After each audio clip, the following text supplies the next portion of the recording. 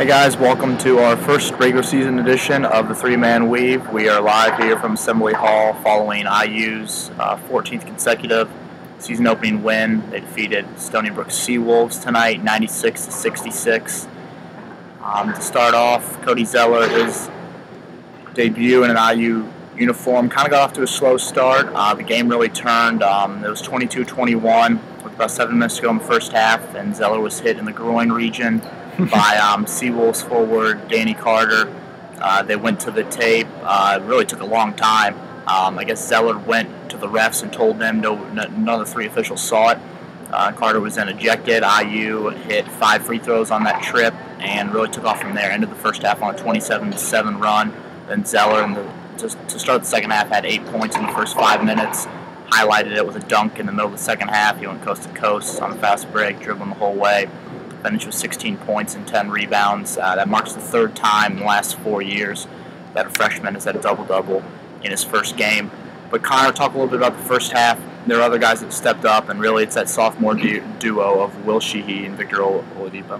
It's all about Sheila Depot. I mean, they really were able to get things going offensively for IU. When IU looked very stagnant on offense, a lot of their half-court sets weren't in the flow that they probably wanted them to be, but Sheehy is just... I mean, she came off the bench today, and I thought we were a little bit surprised to see that. We were surprised to see that Oladipo was starting over him, but it really didn't matter because he was able to get into the game and provide IU with a huge burst. I mean, this kid just is able to create so much more than he was able to last year. He has so much confidence in that mid-range game, and I think for IU that's a huge key. And then Oladipo, I mean, we saw this in spurts with him last year, seeing it a little bit more consistently this year, where he is also, like Sheehy, able to kind of score from everyone on the floor. And Oladipo did an unbelievable job guarding Brian Dewar tonight. Brian Dewar, all-time three-point leader at Stony Brook, comes in as the leading scorer from last year. The guy had a 3 in the first couple minutes of the game. 1 for 8 in the game. So Oladipo had an unbelievable game on both ends, and I really think that it speaks to how much these 2 guys have matured, because these guys are going to be huge going forward. I should mention that Will Sheehy did not play in the second half. Flu-like symptoms. It sounds like he got a little sick late in the first half, but he was 5 of 6 in the first half. Still 13 points. And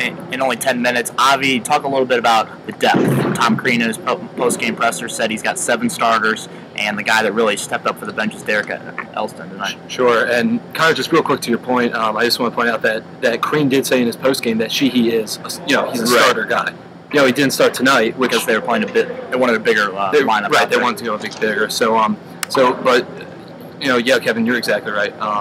Tonight the Hoosiers had 4 different players scoring double figures, and none of them were named Verdell Jones, Jordan Hulls, or Christian Wofford. Nobody in this building probably thought that was going to be, the ending outcome of the scoring distribution, but it was. And it really speaks to, on any given night, if you're able to have any of a slew of these guys step up and be those scoring options, that's huge. That's absolutely huge for this team. I can't tell you how many times last year IU would have one player, whether it's Verdell Jones or Jordan Hulls, who would have at least 20 points, and then the next leading scorer has 8. And they ended up losing the game. Because teams are able to identify that guy that's hot, isolate him, double team him, and he's shut down for the rest of the game.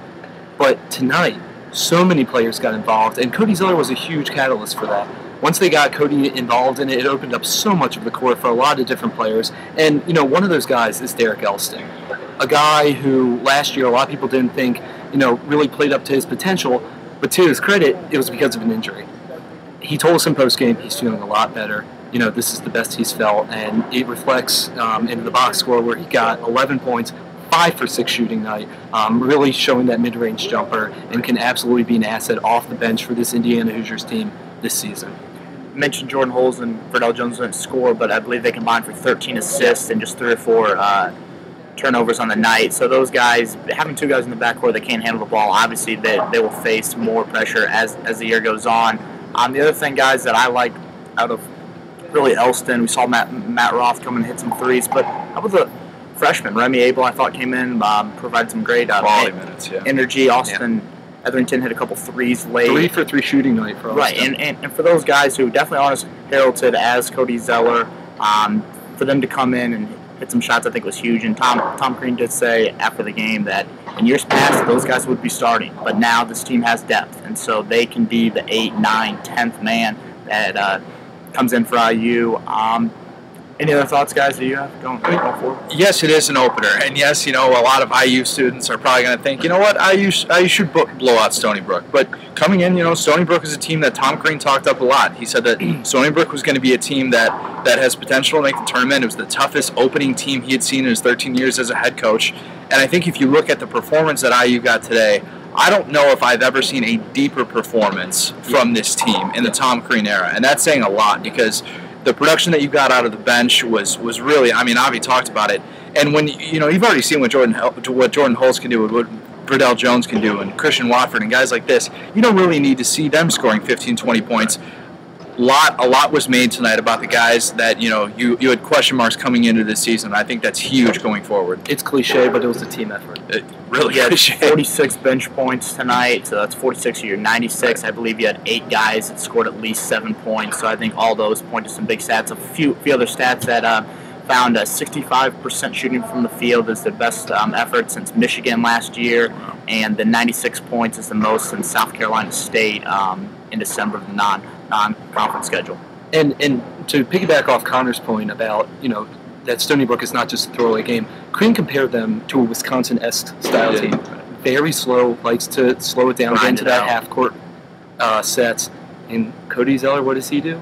He takes the ball and gracefully leads his own fast break coast to coast for the two-handed jam. I don't think I've ever seen a 7-footer move so easily.